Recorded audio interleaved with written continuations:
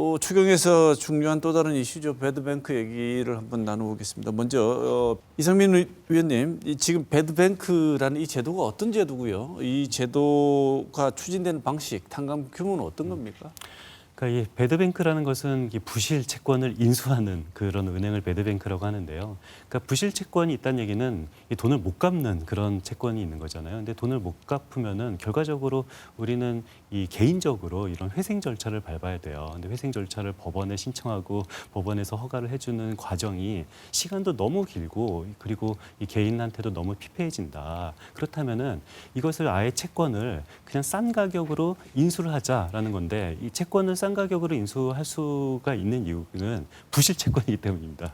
이게 100만 원짜리 채권이지만 100만 원을 받을 가능성은 없어요. 그렇다면은 이 채권 보유자, 뭐 은행이라든지 100만 원을 그냥 정부가 나한테 그냥 5만 원에 팔어 그러면은 어차피 못 받을 100만 원 채권을 그냥 5만 원에 팔게 되고요. 그렇다면은 5만 원에 산 것을 그냥 소각해 버리면은 이런 회생 절차 없이 좀 빨리 신용 회복을 할 수가 있다라는 거고요. 대상은 한 110만 명 정도 돼요. 근데 110만 명 정도 되면은 이거 그러면은 나는 여태까지 빚을 잘 갚았는데 110만 명은 빚도 안 갚고 이게 회생되는 거 아니냐라는 뭐 그런 우려가 있을 수가 있는데요. 보면은 7년 이상 빚을 못 갚은 사람 그리고 5천만 원 이하의 빚을 못 갚은 사람 대상자입니다. 자, 이 말은 5천만 원의 빚을 7년 동안 못 갚았다면 그 과정에서 7년 동안 자기 신용이 없으면은 통장도 개설하기 어렵고 핸드폰도 제대로 개설하기 어려울 정도로 굉장히 고통에 있었던 사람들의 이 신용을 회복해 주는 거고요. 이런 정책은 현 정부뿐만 아니라 윤석열 정부도 했었고 이명박 정부도 했었고 박근혜 정부도 했었고 문재인 정부도 했었던 모든 정부가 한번 신용을 탕감하는 정책은 모든 정부가 다 있었었습니다. 네, 이게 갚지 않고 그냥 불성실한 사람을 도와주자는 취지는 아니지 않습니까? 그렇죠. 네. 예, 그것이 핵심인데요. 그러니까 불성실한 사람은 도와주면 안 되죠. 그런데 도저히 이것이 회복할 수 없는 어차피 이 못 갚을 돈을 이걸 조금이라도 그 절차를 완화해줘서 이분들이 어떤 신용 제한하에서 빨리 경제 활동을 하게끔 도와주는 것이 우리나라 국가 전체를 측면에서 그리고 또는 이 신용 불량 때문에 이 고통을 겪는 분들의 고통을 완화시키는 측면에서도 바람직하다고 볼 수가 있죠. 그 자체 좋은 제도인데 아까 이상민 의원도 잠깐 말씀하셨습니다만 그럼 몇 대까지 열심히 갚아온 성실한 사람들은 뭐냐? 그럼 우리는 무슨 차이가 있냐? 우리도 힘들긴 마찬가지인데 이렇게 얘기할 수도 있을 것 같은데 걱정되시는 지점이 있다면 어떤 게 있습니까? 이 정부가 이 내용 이게 발표를 했잖아요. 발표를 하면 이 세부 내용들을 그 꼼꼼하게 공부를 해가지고 세부 내용들을 보게 되면은 사실 그런 오해들은 사실 없어지거든요. 근데 아까 그 말씀하셨다시피 이게 제일 문제가 뭐냐 하면은 이 도덕적 해이를 가지고 있는 일부 계층들을 우려해가지고 전체 뭐 지원해 줄 수 있는 이런 부분들을 뭐 하지 마라, 중단하라 이런 문제가 아니고요. 실제 대부분의 있던 이 소상공인들 아까 110만 정도 이게 113만 4천 명 정도 되는 이런 분들인데 이분들이 어떠냐면은요. 만약에 부실 채권을 가지고 부도가 나거나 아니면은 그 자영업자 폐업을 하거나 또 금융 부분에서 이게 이제 그 대출 상환을 못 하게 되면은 이분들이 앞으로 경제 활동하는데 굉장히 제약이 있고요. 대부분이 한 10년 이상 정도를 거의 뭐라 그럴까요? 이게 막 이게 우리가 흔히 이야기하죠. 공중에 붕 떠 있다. 그러면 현금 거래도 안 된다. 그러니까 현금 거래보다는 신용 거래가 안 되니까 대부분 현금 거래만 가지고 찾다 보니까 생활이 굉장히 최악으로 가는 그런 경우가 많습니다. 지금 시점이 또 적절하다고 제가 말씀드리고 싶은 게 뭐냐 하면은 그 2012년 이후에 보면은 현재 그 자영업자 대출 연체율이 최고치를 기록하고 있습니다. 이게 숫자상으로 이렇게 들으시면은 크게 감흥이 없을 수도 있겠습니다만은 1.88%가 대출 연체가 되고 있고요. 실제로 2012년부터 현재까지 평균적으로 보면은 1.39% 정도입니다. 굉장히 높은 수준이기 때문에 이 부분들 지금 현재 이걸 지원해 줘야 되는 부분들이 적절하다. 이거 좀 어느 정도 당위성이 있다. 이렇게 지금 말씀 좀 더 드리고 싶겠네요. 네. 그런데 이 좋은 제도라고 할지라도 자영업자 소상공인 어려움을 해결하는데 맨날 이렇게 비탕감 해줄 수는 없지 않습니까? 맞습니다. 재정도 한계가 있고 그렇다면 근본적인 대책이라고 할 수 있는 자영업의 자생력을 좀 올려야 할 텐데 자생력을 올리기 위한 대책 어떤 게 있을까요? 그러니까 우리나라 자영업자분들은 정말 내가 나의 꿈을 실현하기 위해서 자영업을 하시는 분도 있지만 나는 자영업하기 싫어. 그런데 직장에서 잘렸고 내가 할 수 있는 일은 어쩔 수 없이 자영업밖에 없어라고 하시는 분들도 굉장히 많아서 자영업이 좀 과잉 공급되는 경향이 있는데요. 그래서 근본적으로는 어떤 어디 내 몰려서 자영업을 차리는 것이 아니라 어떤 직업 교육을 좀 강화해서 좀 다양한 직업 선택을 할 수 있게끔 만드는 것이 가장 근본적인 대책이라고 할 수 있습니다. 네. 기존의 어떤 뭐 식품 회사나 이게 연관되는 업종에서 오랫동안 종사하신 분들은 나름대로 노하우가 있기 때문에 이런 분들은 연관돼서 연관 자영업을 쪽으로 이렇게 하시면은 어느 정도 자생력이 좀 높아질 것 같고요. 그리고 전혀 다른 업종에서 우리 예전에 이런 말 있지 않습니까? 뭐 이렇게 직장 생활 끝나고 나면은 할 거 없으면은 농사나 짓지. 뭐 하는 이런 얘기들 있지 않습니까? 할 거 없으면은 장사나 하지. 할 거 없으면은 뭐 식당이나 하지 하는 이런 얘기들은 지금 전혀 안 맞거든요. 그래서 시장 입지 분석부터 시작해가 사전에 철저한 준비를 하게 되면은 자영업을 하더라도 보통 지금 뭐 2년, 3년 만에 폐업하는 이런 수준은 아닐 것 같습니다. 2년, 3년 만에 폐업을 했더라도 물론 부채는 가지고 있지만 2, 3년 동안에 가게가 운영이 되지 않습니까? 그래서 이걸 굉장히 안정적으로 유지할 수 있는 그런 긴 기간을 확보하는 그게 제일 지금 중요하다고 보거든요. 그래서 철저한 대비, 준비 그리고 자기가 필요한 충분히 경험 있는 그런 자영업을 선택하는 것이 제일 중요하지 않겠나 이런 생각이 듭니다. 지금은 추경을 통해서 적극적인 재정을 펼칠 때라고 생각을 하는 것 같습니다. 이 물가를 자극할 것이라는 지적들이 있는데 이 지적에 대해서는 두 분은 어떻게 생각하시는지 뭐 좀 말씀을 좀 듣고 그다음 그렇다 하더라도 그럼 어떤 길로 갈 건지 한번 생각을 해보겠습니다. 이길주 실장님, 예. 자꾸 인플레이션 올 거라고 우려해서 이렇게 지원하면 안 된다고 얘기하는데 어떻게 생각하십니까?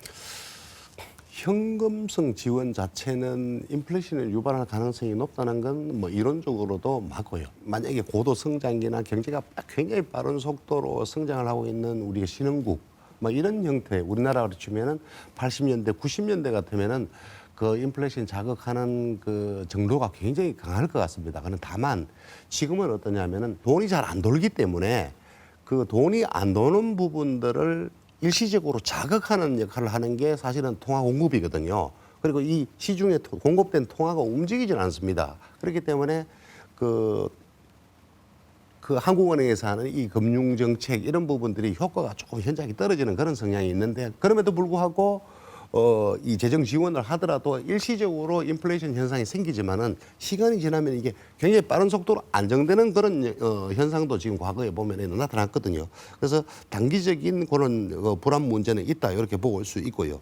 그다음에 소비 여건 자체가 지금 굉장히 위축이 돼 있고 특히 이제 저소득층 뭐 이런 분들은 지금 소득 자체가 없기 때문에 이런 분들 중심으로 집중적으로 지원을 하게 되면은 아마 인플레이션보다는 이게 지역 경제 활성화 부분의 단기적인 효과가 지금 현재는 더 크지 않겠나 이런 생각이 좀 생각이 듭니다. 네. 이상민 위원 보시기에는 물가 자극할 거다. 인플레이션 우려 어떻게 보십니까? 자극할 수 있죠. 그런데 경제 정책에는 정답이 없어요. 그러니까 모든 부작용이 없는 정책은 있을 수가 없기 때문에 우리가 긍정적인 측면과 부정적인 측면을 비교 형량해야 되는데요. 그런데 지금 현재 경제 상황이 내수가 안 좋아서 이 부정적인 측면이 있고 물가가 오르는 부정적인 측면이 있는데 지금 일반적인 시민들이 물가를 잡기 위해서 내수를 더 안 좋게 만들어라를 요구하는 사람들이 많은지 아니면 지금 현재는 상황이 물가 불안보다 더 안 좋은 것은 내수 불안이 더 크고요. 그런데 뭐 인플레이션 자극을 할 수 있지만 그 효과를 봤을 때 우리나라 GDP가 한 2,500조거든요. 이번에 새롭게 풀리는 돈이 한 20조 원이에요. 국채 20조 원인데 2,500조 중에서 20조 원이 물론 물가는 이론적으로는 자극하겠지만 그 자극하는 정도는 굉장히 제한적이다. 그렇기 때문에 지금은 물가를 아주 제한적으로 약간 오른다 하더라도 내수 활성화가 더 필요하지 않을까라는 생각이 듭니다. 네. 여기에 대해서 항상 지적받는 것 중에 하나가 뭐냐면 재정 건전성 문제 지적받지 않습니까? 지금도 빚이 많다고 막 그 여러 가지 우려들이 있는데 재정 건전성에 대한 지적은 어떻게 보십니까? 마찬가지죠. 돈은 많이 쓰면 좋습니다. 근데 많이 쓰면은 빚은 점점 더 올라가니까 당연히 이 비교 형량, 장점과 단점을 비교 형량을 해야 되는데요. 그런데 이 재정 건전성이란 것은 빚의 절대량이 아니라 이 GDP 대비 국가 빚의 그 비율이 더 중요하거든요.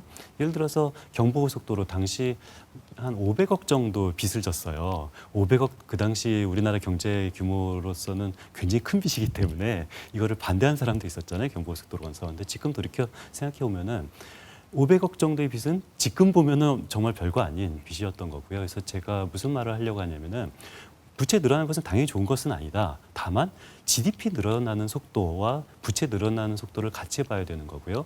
만약에 이런 추경을 하지 않아서 GDP가 늘어나지 않는다. 그렇다면 오히려 GDP 대비 국가 부채 비율은 더 높아질 수도 있다라는 것도 같이 우려를 해야 된다고 생각합니다. 네. 2차 추경을 하게 되면은 한 1,200조에서 1,300조 사이 이렇게 늘어날 것이라고 우려는 하고 있거든요. 그런데 이제 이 국가 부채만을 볼 게 아니고 다른 공공기관들과 경제 주체들의 전반적인 부채와 더불어서 우리 경제가 가지고 있는 그 기반 또 그 경제 성장 속도 이렇게 여러 가지를 고려한다면은 국가 부채가 이렇게 늘어나는 부분들은 현재까지 굉장히 빠른 속도로 늘어나는 현상이 있었다. 이렇게 좀 지금 보편화되어 있다 어느 정도 보면은 그리고 국가가 이 국가 재정 지출로서 우리가 경제를 이끌어가고 있다 이런 측면이 좀 있거든요. 그런데 문제는 뭐냐면은 이 국가 채무를 최대한 성장률 속도와 어느 정도 맞춰서 줄이는 역할도 이번 정부가 반드시 해줘야 된다. 아니면 계속 지출만 하고 이 재정 효과만을 기대한다면은 또 뭐 포퓰리즘이나 뭐 여러 가지 어떤 구설수에 오를 수 있는 그런 것들이 있거든요. 이 두 가지만 잘 생각해 주신다면 아마 좋은 정책이 될 것 같습니다. 네. 예. 근데 쓰겠다는 얘기는 자꾸 하고 있는데 세금 걷어들이는 방법에 대해서는 증세는 아무도 얘기하지 않는 이 상황. 그래서 당분간 이 세금 올리겠다는 얘기는 하기 힘든 상황에 갇혀버린 거 아니냐는 이런 얘기하시는 분도 있습니다. 마지막 질문은 새 정부 재정 전략, 특히나 수입, 세금 어떻게 늘릴 건지 얘기해야 될 것 같은데 어떻게 보시는지 이상민 위원님. 굉장히 중요한 질문입니다. 이 수입 얘기를 안 하면 안 되죠. 그런데 지난 정부 수입이 굉장히 줄어들었죠. 지난 정부 처음 출범하기 직전 22년도 우리나라 국세 수입이 396조 원이었어요. 작년에 우리나라 국세 수입이 337조거든요. 2년 만에 마이너스 15%가 줄어들었는데 이런 유례가 없었어요. 예를 들어서 코로나 때 줄어든 것이 한 마이너스 2.7%, IMF 때 굉장히 많이 줄어들어서 마이너스 3% 국세 수입이 줄어들었는데 지난 정부 2년 동안의 국세 수입이 무려 마이너스 15% 줄어들었습니다. 그러니까 세수 확충을 해야 되는데 문제는 어떤 식으로 세수 확충을 해야 되나. 근데 마땅한 증세 방법이 그렇게 많지는 않거든요. 그렇다면 가장 필요한 것은 추가 감세는 안 된다. 절대로 추가 감세 안 되고 이번 이재명 대통령 후보 시절에 몇 개 이런 감세 정책을 말씀을 하셨어요. 뭐 이 비과세 감면 확대 등 직장인 위주로. 그런데 저는 더 이상 추가 감세를 할 수 있는 재정 여력이 없다. 그래서 추가 감세는 절대 하지 말고요. 비과세 감면 부분을 좀 정비하는 것이 가장 최우선적이지 않을까라는 생각이 듭니다. 지금 이제 조세 직접세 비율을 높이고 뭐 직접세를 더 걷어들인다는 이런 정책은 사실 굉장히 그 조세 저항이 심할 것 같고요. 그래서 이제 자연스럽게 우리가 국가 재정을 확보할 수 있는 방법은 간접세 부분을 올리는 부분들인데 이 간접세는 의도적으로 올릴 수 있는 건 아닙니다. 간접세에 조금 효과를 높이려면은 일단 민간 중심으로 해서 민간 주도로 경제 성장을 새로운 경제 성장을 가져야 되는데 이 민간이 그런 역할을 할 수 있는 이 마중물이 굉장히 약합니다. 그래서 정부가 지금처럼 어떤 소비 부분에 집중적으로 투자를 하는 것보다는 당장은 뭐 이게 소비 위축이 돼가지고 경기를 이제 단기적으로 이제 회복하는 그런 정책은 필요합니다만은 이 지속적으로 이런 정책은 하지 말고요. 생산 부분에 기업 중심으로 지원을 하면서 그로 인해서 조세 효과가 높아지는 이런 방향의 어떤 중장기적인 정책 방향 이걸 좀 잘 설정을 해서 진행을 했으면 좋겠습니다. 그러니까 뭐 경기 부양 그리고 성장 잠재력 이 두 가지 부분들을 모두 고려해서 정책이 다음 정권이 바뀌더라도 이 기존의 정책이 아주 굉장히 효율적이기 때문에 이 정책을 그대로 가져야 된다. 그러면은 재정 확보와 경기 부양이 동시에 실현될 수 있다는 이런 정책적인 어떤 철학이 좀 필요하지 않을까 이렇게 봅니다. 네.